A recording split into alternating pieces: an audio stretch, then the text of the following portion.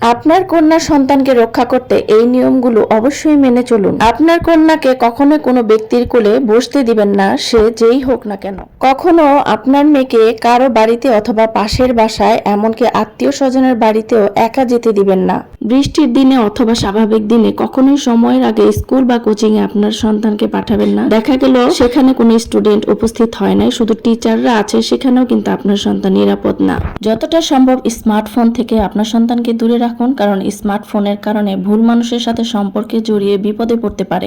লক্ষ্য রাখবেন আপনার কন্যা তার বন্ধুদের সাথে কি ধরনের খেলা খেলছে, আর অবশ্যই কখনোই কোনো রুম বা ঘরের দরজা বন্ধ করে খেলতে দিবেন না। স্বাচ্ছন্দ্য বোধ করছে না এমন কারো সাথে আপনার কন্যা সন্তানকে যেতে দিবেন না।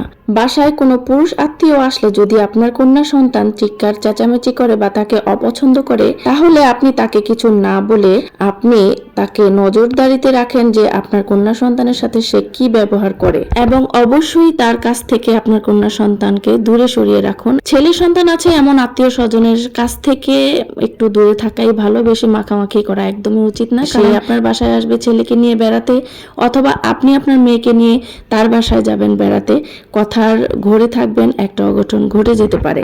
স্কুল কোচিং এর পথ একটু দূরের হলে বা নিরিবিলি পথ হলে কখনোই একা ছাড়বেন না, অবশ্যই সাথে আপনি নিয়ে যাবেন অথবা বিশ্বস্ত কারো সাথে দিবেন।